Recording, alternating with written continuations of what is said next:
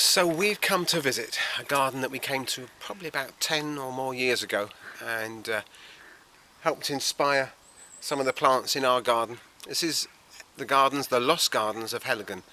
And you know, I'm reminded that plants and gardening isn't just about what you see or hear or smell on the day. There's a story behind every garden. There's a memory, isn't there, with plants, and there's an amazing story behind these gardens that were once lost and then were discovered in about 1990, and they've done an amazing job over the last almost 30 years of restoring and redeveloping these gardens with subtropical planting like this, with these Dixonia tree ferns, and lots of examples of traditional gardening and some modern gardening going hand in hand. A great place to visit with people of all ages. There are some steep bits, be warned, on the paths, but some really good pathways. Children would love it. There's a sense of adventure. There's a little play area. There's some lovely coffee shops, excellent cream tea.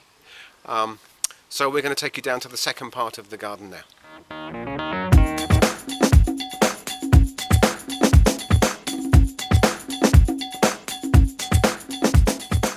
So we're in the jungle garden, and this is the Burma footbridge. We're walking along this underneath these giant trees. I mean, that must be 50, 60 years old, maybe longer than that.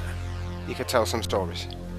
And when we saw this years ago, it helped inspire our gardens. That's the idea when you come to visit gardens like this. You can take away little bits and pieces of what you see, and we created our own little kind of footbridge in our garden. I might just slip in a photograph on the video after 3, 2, 1, photo. So we're halfway down the jungle path, and how about that for a vista, hey? Fantastic, beautiful. So we've got, let's have a look, we've got tree ferns there, we've got a cordyline palm in the middle, we've got bamboos, we have certainly got some bamboos there, and then we've got this guy here. This is Gunnera, kind of ornamental rhubarb. These huge leaves, these really unusual flowers. If you come and have a look here, whoa, these spikes of flowers here. And last time we came to visit here, we took a photograph of my beloved underneath these giant rhubarb leaves, and we've done one again today, 10 years later, before and after.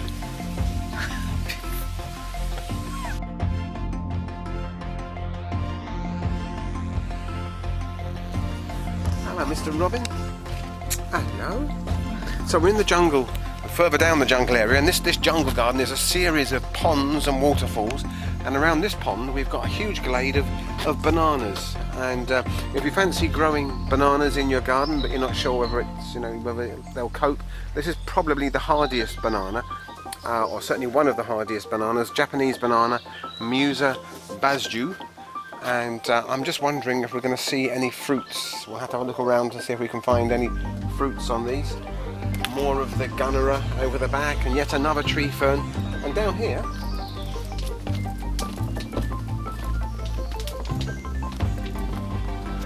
these look like different types of ginger. It says rather gingerly.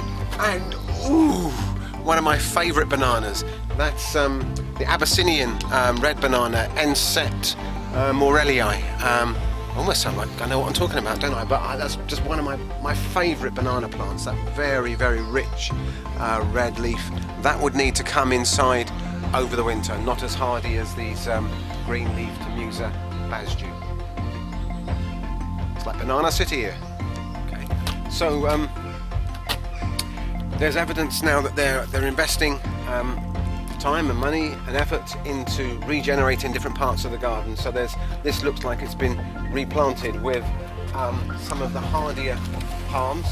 These that's Trachycarpus fulchenii there, Choosing palm, which you may have seen in one of my other videos. We've got one two in our garden actually. So it's probably the hardiest palm tree that you can get. It will take as low as -15.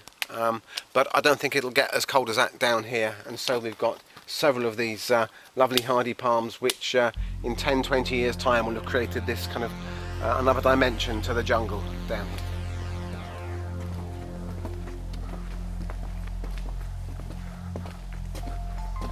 The Valley of the Ferns.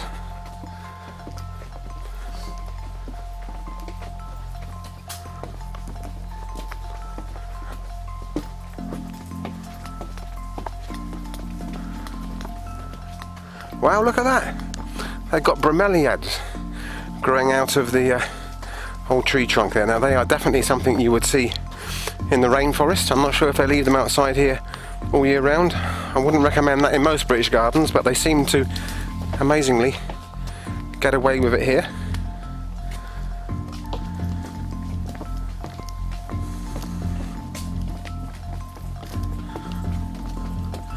There's the Gunnera, the giant rhubarb.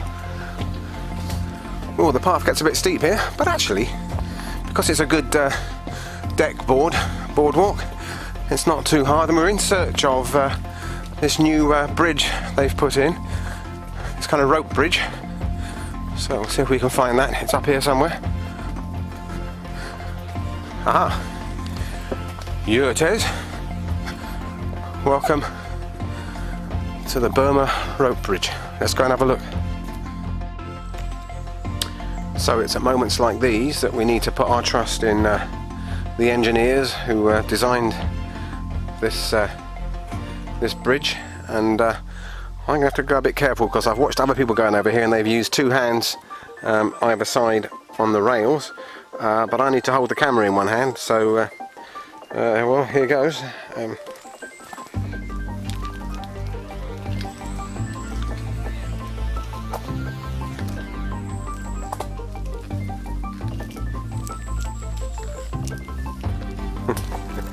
Yep, it's fairly bouncy.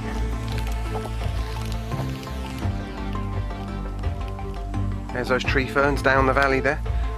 If you can see that on here, on that tree, there's those red fruits. Those are magnolia seed heads, basically. Those pinky red. Is it a fruit? Is it a seed? Maybe a bit of both.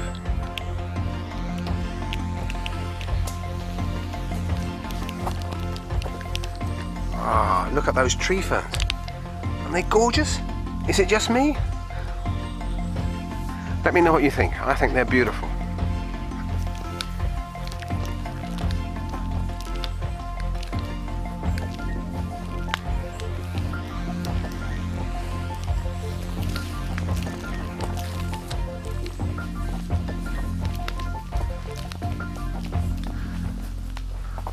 I could be mistaken, but that looks like the tulip tree, Liriodendron. There, those unusual shaped leaves.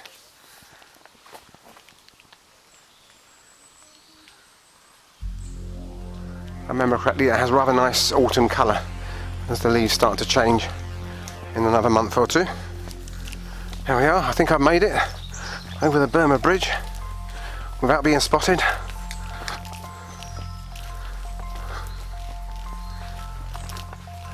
More importantly, without falling over. Yes! Look, part of the magic of this YouTube community is that we help each other. I haven't got a clue what this is. I haven't got a clue about most things, to be honest. But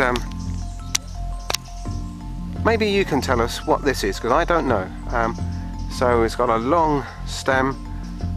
There's the leaves at the bottom there, quite shiny leaves, and this amazing kind of ladder of seed heads there at the top. Anyone know what that is? This is honeysuckle. This is Lonicera halliana, and whenever I see this, I think of one of the first horticultural managers I had when I first started. Well, not when I first started, a couple of years into my career, 1979, Mr. Alan Bye. Respect to you, Mr. Bye, at Ruxley Manor Garden Centre, and he told me how he'd grown this Lonicera halliana and got it to flower in December so he could cut it and have it on his Christmas Day table. So if you like the idea of honeysuckle, look out for Lonicera halliana.